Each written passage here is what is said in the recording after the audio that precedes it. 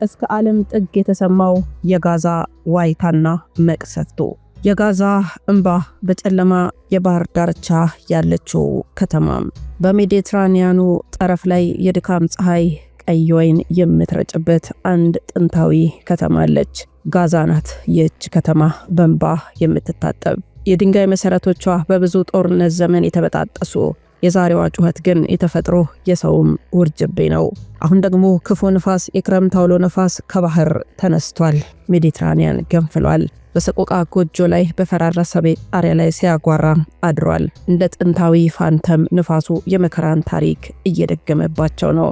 እኛ አርቲስት ሆነን ስለ ጋዛ ብንጽፍ ጋዛ የዓለም ጥቁር አሸራ ልንላት እንችላለን። በእርሳስ ሳይሆን በደም፣ በቀለም ሳይሆን በጭስ የተሳለች ይህች ከምድር ከ100 ዓመት በፊት ጀምሮ የእንባ ማማ ሆና ቆይታለች። የመጀመሪያ ስደተኞቿ ትዝታን ብቻ ታቅፎ የመጡ፣ ከዚያም በዙሪያዋ የብረት ግድግዳ የተገነባ፣ እገዳው ደግሞ የማይታይ ሰንሰለት የነፋሷ ትንፋሽን አንቆ ይዟል። የጋዛ ሕፃናት ፈጽሞ የማያረጁ ናቸው። በአይናቸው ጥልቀት ውስጥ የዓለምን ትልቁን ፍትህ መጓደል ታነባላችሁ። የነሱ ጨዋታ በፈራረሰ ቤት ውስጥ መደበቅ፣ ሳቃቸው ደግሞ የመድፍ ጩኸት ሲቆም ብቻ የሚሰማ ነው።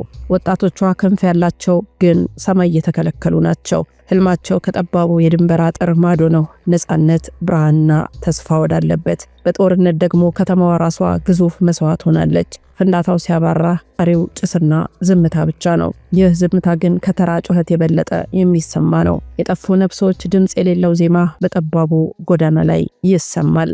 በዚህች አሳዛኝ ምዕራፍ ጋዛ የመስታወት ቁራጭ ሆናለች። ዓለም ሁሉ እሷን ሲመለከት የራሱን ጉድለት የሚያይባት ከተማ ናት። የህዝቧ ልብ የዓለም ህዝብ ግን እንዳልተኛ ያያል። በታላላቅ ከተሞች አደባባይ ዜጎች ለጋዛ ሲሉ ሲጨፍሩ አልነበረም፣ ሲጮሁ ነበረ። በብርድ እናም በዝናብ ውስጥ በሚሊዮኖች የሚቆጠሩ ባንዲራቸውን አውለብልበዋል። ይህ ጩኸት ለሰዓታት ምድርን አንቀጥቅጧል። የመንግስታትንም የፖለቲካውንም ግድግዳ እጃችሁን ከጋዛ አንሱ፣ ተኩስ አቁም በቃ የሚለው ዜማ የህዝቡ ብቸኛው መሳሪያ ሆኖ ቆይቷል። ይህ ሰልፍ የህሊና ማዕበል ነበረ። መንግስታት በዲፕሎማሲያዊ ሹክሹክታ ተሸፍነው ሳለ ህዝቦች በግልጽ ፍቅርና ቁጣ ተቃወሙ። የጋዛ ትራጀዲ ወደ ሰብአዊነት ንቅናቄ ተቀይሮ ነበረ።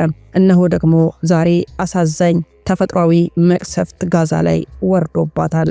የጦር ሜዳ የሰበሰባቸው የተበጣጠሱ ድንኳኖች ለነፋሱ ክብር መስዋዕት ሆነዋል። አውሎ ነፋሱ የሸራውን ጨርቅ እየቀደደ ፍጹም ተስፋ መቁረጥ ብቻ አጎናጽፏቸዋል። ጎርፎ የተፈናቃዮችን አልጋ ወደ ጭቃ ውስጥ ከቶባቸዋል። ውሃው የሰበሰበው መከራ ሁሉ ጠራርጎ ይዞ የሄደ ይመስላል። በጨለማው ሌሊት የኤሌክትሪክ ብርሃን ተቋርጧል። ብርሃን የጠፋባት ጋዛ አሁን ነፋስና ዝናቡ የህይወትን የመጨረሻ ፍንጣቂ ሊያጠፉ የፈለጉ ይመስላል። አሁን ጋዛ በከፍተኛ አደጋ ውስጥ ናት ያለችው፣ የአውሎ ነፋስና የጎርፍ ሰቆቃ ውስጥ። የጋዛ ነዋሪዎች የብዙ ዓመታት ውጊያ፣ ከፍተኛ ፍንዳታና መሰረተ ልማት መውደም በኋላ ነው በአውሎ ነፋስ ደግሞ የተመቱት። ይህ ሁኔታ በጦርነት ለተጎዳ ህዝብ ሌላ የተፈጥሮ መቅሰፍትና ቅጣት ነው። መጠለያ የላቸውም፣ ተፈናቅለዋል። ከ1.5 ሚሊዮን በላይ ሰዎች ከመኖሪያቸው ተፈናቅለው በተባበሩት መንግስታት ድርጅት መረጃ በጠባብ ስፍራዎችና ጥራት በሌላቸው ድንኳኖች ውስጥ ተኮራምተው ይኖሩ ነበር። ከባዱ ዝናብ ግን እነዚህን የጊዜያዊ መጠለያዎች ወዲያውኑ ወደ ጎርፍ ማጠቢያነት ይለውጣቸዋል። ይህም ቤተሰቦች እንደገና ለመፈናቀል ተዳርገዋል። የጎርፍ ውሃ ከፈረሱ የፍሳሽ ማስወገጃ ስርዓቶች ጋር እየተቀላቀለ ነው። የመጠጥ ውሃ ምንጮች ተበክለዋል። ይህ እንደ ኮሌራ፣ ተቅማጥና የቆዳ በሽታዎች ያሉ የውሃ ወለድ ወረርሽኞችን የማስፋፋት አደጋን በከፍተኛ ደረጃ ጨምሮባቸዋል። በከባድ ውጊያ ምክንያት የአብዛኞቹ ሆስፒታሎች አገልግሎት ሙሉ በሙሉ ቆሟል ወይም ተዳክሟል። በዚህ ሁኔታ በአየር ሁኔታ ደግሞ ለተከሰተው ጉንፋን፣ ኢንፍሉዌንዛ ወይም ደግሞ ለሃይፐርሰርሚያ ወይም ደግሞ ቅዝቃዜ የተጋለጡ ህፃናት፣ አረጋውያንን ማከም እጅግ ፈታኝ ሆኗል። ጋዛ የጥሩና የመጥፎ ታሪክ ድብልቅ መሆኗ እውነት ነው። በታሪክ ለብዙ ስልጣኔዎች ማዕከል የነበረች ቢሆንም የቅርብ ጊዜ ታሪኳ ግን በአብዛኛው የፖለቲካ ግጭትና ሰቆቃ ነው። በዚህ መካከል ታዲያ የሚጎዱት ህፃናት እናም ንጹሃን ናቸው። 1948 አልናቅባ ታላቁ አደጋ በእስራኤል ምስረታ ወቅት በመቶ ሺዎች የሚቆጠሩ ፍልስጤማውያን ወደ ጋዛ ነበር የተሰደዱት። በዚህ ጊዜ ጥቂት ሺህ ነዋሪዎች የነበራት ስፍራም በድንገት በስደተኞች ተሞላች። ይህም ዘላቂ የሆነ ኢኮኖሚና የመኖሪያ ቤት ችግር ፈጠረ። ከ1967 ጦርነት በኋላ ጋዛ ከግብፅ አስተዳደር ወደ እስራኤል ወታደራዊ አስተዳደር ስር ገባች። እገዳው 2005 እስራኤል ሰፋሪዎቿን ከለቀቀች በኋላ ሐማስ በ2007 ጋዛን ሲቆጣጠር እስራኤል በግብጽ ድጋፍ በአካባቢው ላይ የመሬትና የአየር የባህር ከበባ አደረገች። ይህ እገዳ ጋዛን በአብዛኛው ከዓለም ያገለለና ኢኮኖሚዋን ውድቀት ውስጥ የከተተ ሲሆን በብዙዎች ዘንድ ክፍት አየር እስር ቤት ተብላ እንድትጠራ ምክንያት ሆኗታል። በእገዳው ዘመን የተከሰቱ ተደጋጋሚ ግጭቶች ለምሳሌ በ2008፣ 2014 እና 2021 የቅርቡ ጦርነትን ማንሳት ይቻላል። ጋዛን ወደ ፍርስራሽነትና ወደ ነበረች ለውጠዋታል። እያንዳንዱ ጦርነት የሲቪል ሰለባዎችን ቁጥር ከፍ ከማድረግ ባሻገር ጋዛ የመልሶ ግንባታ ድል ሳታገኝ በድጋሚ እንድትፈራረስ አድርጓታል። ይህ የሰቆቃ ዑደት ደግሞ በህዝቡ ላይ ዘላቂ የሆነና አሰቃቂ ስነ ልቦና ጉዳት ጥሏል።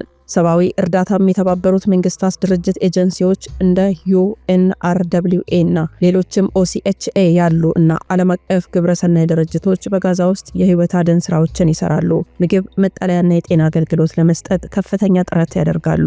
የተባበሩት መንግስታት የጸጥታው ምክር ቤትና ጠቅላላ ጉባኤ ተደጋጋሚ ስብሰባዎችን አካሂደዋል። በርካታ ሀገራት የተኩስ አቁምና የሁለት መንግስት መፍትሄም እንዲመጣ ጥሪ አቅርበዋል። የአሜሪካ የቬቶ መብት አጠቃቀም በተለይ በእስራኤልና ፍልስጤም ጉዳይ የተባበሩት መንግስታት የጸጥታው ምክር ቤት ውጤታማ ውሳኔዎች እንዳያሳልፍ ሽባ አድርጎታል። ዓለም አቀፉ የወንጀል ፍርድ ቤትም ICC ምርመራ ቢያደርግም ዋና ተዋናዮች እስራኤልና ሐማስ ለጦር ወንጀለኞች ተጠያቂ እንዲሆኑ የማድረግ ሂደት እጅግ አስጋሚና ውስብስብ ነው። በአውሎ ነፋሱና በጦርነት ጊዜ የሚፈለገው ሰብአዊ እርዳታ መጠን እጅግ ትልቅ ቢሆንም የእርዳታው ፍሰት ግን በጣም ውስንና ዘገምተኛ ነው። በጋዛ ጉዳይ በርካቶች እስራኤልን ይከሳሉ።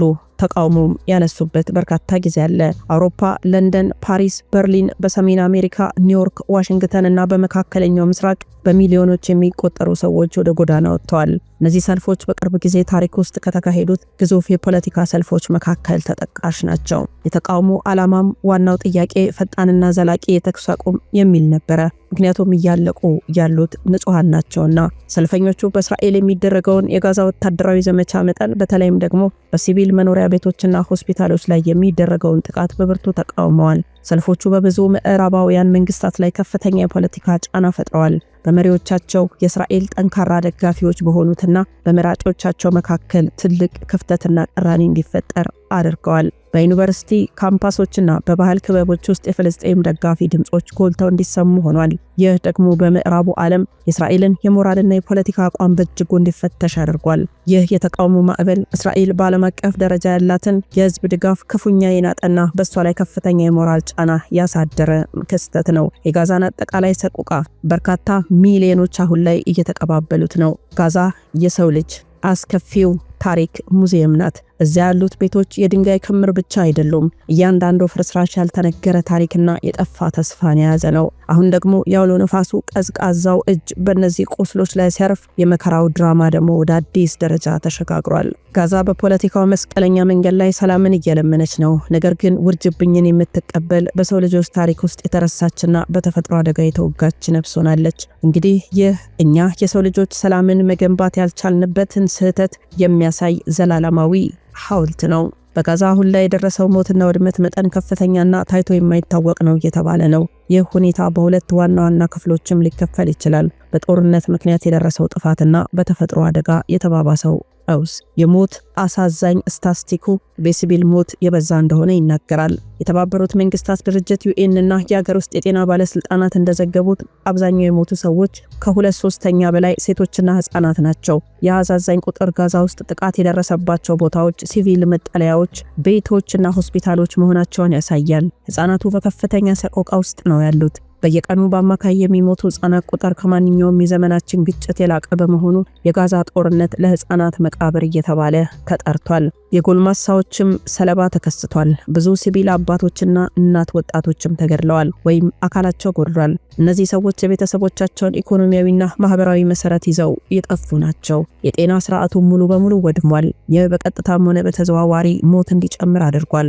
አብዛኞቹ ሆስፒታሎችም በጦርነቱ ምክንያት አገልግሎታቸው ሙሉ በሙሉ አቁመዋል። የተወሰኑት ደግሞ በከፊል የሚሰሩት ያለ በቂ ነዳጅ፣ ውሃና ኤሌክትሪክና የህክምና ቁሳቁስ ነው። በሺዎች የሚቆጠሩ ጉዳት የደረሰባቸው ሰዎች አስቸኳይ ቀዶ ሕክምና ያስፈልጋቸዋል። ነገር ግን የሚሰጥበት ቦታም ሆነ የሚያክም ሰው መሳሪያም የለም። ይህ ሁኔታ በቀላሉ ሊድኑ የሚችሉ ሰዎችን ለሞት እየዳረገ ነው። በጋዛ ውስጥ ከግማሽ በላይ የሚሆኑ የመኖሪያ ህንፃዎች፣ በመቶ ሺዎች የሚቆጠሩ ቤቶች ወድመዋል ወይም ከባድ ጉዳት ደርሶባቸዋል። ሙሉ ሰፈሮችና ከተሞች በተለይም በሰሜናዊ ጋዛ ወደ ፍርስራሽ ክምር ተለውጠዋል። ቤቶችና መስጊዶች፣ በርካታ ትምህርት ቤቶች፣ ዩኒቨርሲቲዎችና የሃይማኖት ስፍራዎች፣ መስጊዶችና አብያተ ክርስቲያናት ሙሉ በሙሉ ወድመዋል። እነዚህ ህንፃዎች መጠለያ ይሰጡ ነበረ፣ ሲቪሎችም አብረው ግን ተቀብረዋል። የኤሌክትሪክ መስመሮች፣ የውሃ ማጣሪያ ፋብሪካዎች፣ የፍሳሽ ማስወገጃ ስርዓቶችና መንገዶች ሙሉ በሙሉ ወድመዋል። የንጹህ ውሃና የንጽህና አጠባበቅ አለመኖር ደግሞ ተጨማሪ ሰለባዎችን እየፈጠረባቸው ነው።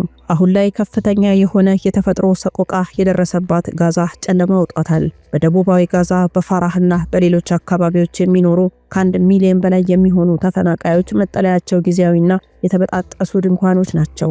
ከባዱ ንፋስ ድንኳኖቹን ቀዳዷል። ዝናቡ ደግሞ የመጠለያ ቦታዎችን ወደ ጭቃና ጎርፍ ለውጧቸዋል። በዚህም ምክንያት ሰዎች ያላቸውን ጥቂት ንብረትም ቢሆን አጥተዋል። እናም ከባድ ቅዝቃዜ ውስጥ ገብተው በሞትና በህይወት መካከል እየታገሉ ነው። ለሃይፖሰርሚያ ወይ ደግሞ ከባድ ቅዝቃዜ የተጋለጡ ህፃናት፣ አረጋውያን በቀላሉ ህይወታቸውን እያጡ ነው።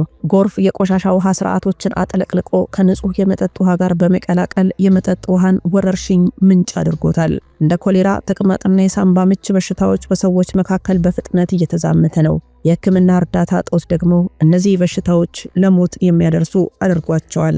ከፍተኛ የሆነ ረሃብና ቅዝቃዜም ተፈጥሯል። ተዳክሞ በርካቶች እየሞቱ ነው። በአጠቃላይ እርዳታ እጥረት ምክንያት ብዙ ሰዎች በተለይም ህፃናት በከፍተኛ የተመጣጠነ ምግብ እጦት ተዳክመዋል። ይህ ደግሞ በአውሎ ነፋሱ ምክንያት ለሚመጡ በሽታዎችና ለቅዝቃዜ እጅግ ተጋላጭ ያደርጋቸዋል። የተዳከመ አካል ቅዝቃዜና በሽታ መቋቋም ስለማይችሉ ሞትን በቀላሉ ይቀበላሉ።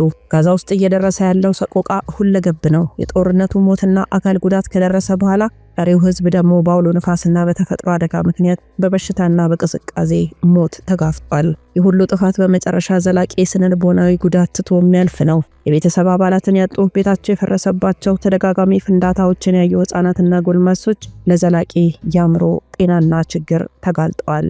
ይህ በጋዛ ብቻ ሳይሆን በየትኛውም ዓለም ኢትዮጵያችንንም ጨምሮ እየቀመስን ያለነው ሰቆቃና የግፍ ገፈት ነው።